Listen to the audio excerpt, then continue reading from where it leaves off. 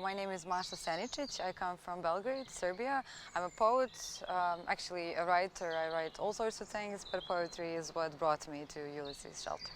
I think writers' residencies have become more popular in the past few years, and it's crucial to, in a way, be out of your comfort zone and out of your surroundings in order to perceive things differently and also then supposedly write more. But I feel like also this making connections in between different cultural fields and also literary how can I say, surroundings also is crucial, because you connect to people who are in publishing, and you also meet other poets, even from the region, that you wouldn't have otherwise known. So I think this is also, apart from being able to write in a different, distant, interesting place, like changing your perspective is very, very important. I've been thinking about Wales for a while, actually, because I read this article. Okay, there were two articles. One was about one backyard of a house that got dragged into the sea because it was on a cliff. So this image really stuck with me.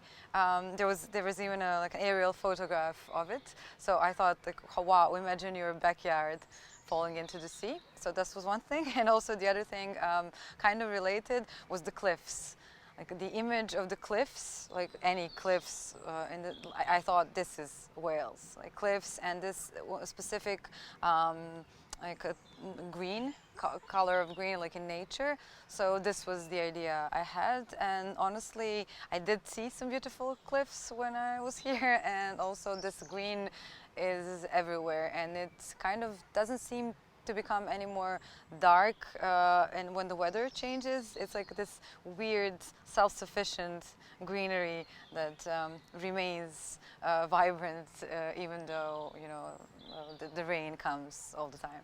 The most inspirational thing was how the Welsh people are perceiving themselves, and how their language and their history is completely different to the history of England or to the UK in general. And when you come from abroad, you feel like this is one island and that it's one place. And you come here and you realize it really isn't. And also, of course, the language is the most important thing to make a distinction.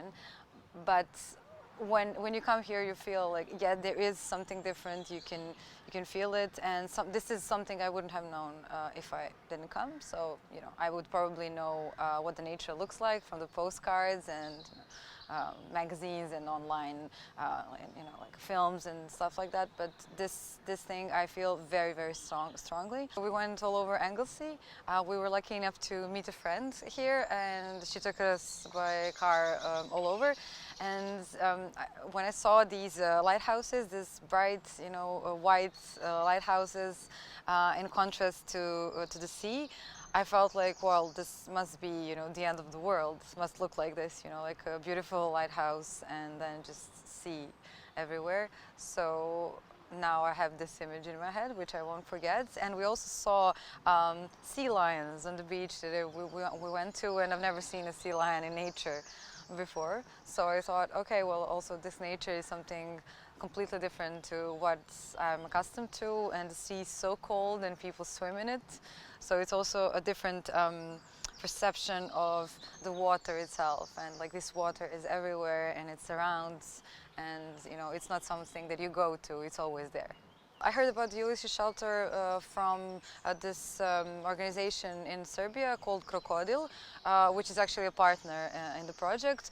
And I thought, well, this sounds amazing. I can go somewhere and only dedicate myself to writing. So it was kind of an easy thing to decide. And I did apply, and I was waiting to come here for 2 years. Weeks would be good. And yeah, finally I came to Wales. The funny thing is, I did travel a lot during the pandemics, because I traveled, because of some projects, and all of it was in the region, but still I could move a lot, I had to. So I never had the impression that I couldn't go somewhere. I kind of managed. The thing is, it wasn't as easy, and it wasn't like you had this amazing titles on the websites of other countries saying don't travel if not explicitly like necessary and stuff like that. So it made me think about what travel is necessary, unless it's related to work or health.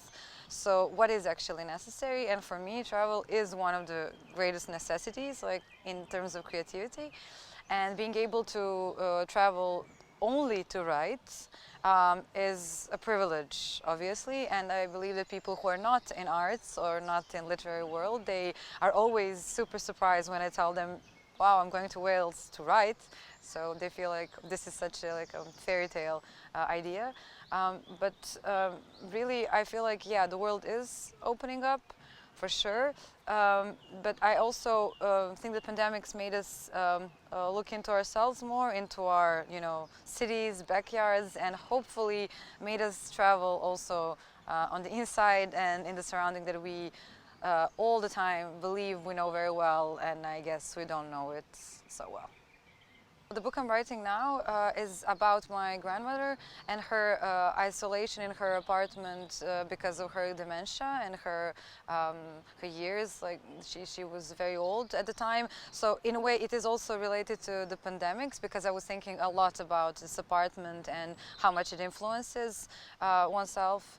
And what I did is also make a correlation between her childhood that she spent in the nature and the apartment. So I kind of imposed the images of her childhood to the apartment itself. So I made kind of this weird abstract like I don't know, mountains coming from the bathroom and things like that. So being in a nature that looks like this made it fairly easy for me to imagine nature inside the apartment as well.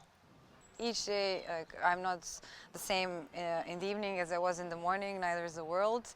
So in terms of pandemics, well, yes, it changed a lot. But I think that this should really make us think about how much it changes all the time, and how this is such a crucial and also thing, and it gives me consolation, and it also gives me a huge amount of fear, like not being able to know what's going to happen next, but also like anything can happen is also a good thing, right? So change is inevitable, but it's also the best thing that there is. I hope I'm always a different person when going home from somewhere, so it's the same now. And I feel like it has brought me some clarity being here. This city is much calmer than the one I come from, and also people are very friendly, so I talk to a lot of people. And what it's brought me actually, now that I think of it, is being able to look at my own life from a distance and to know that nothing is so important, nothing is permanent, and that really I can just be much more relaxed about some decisions I have to make in my life now.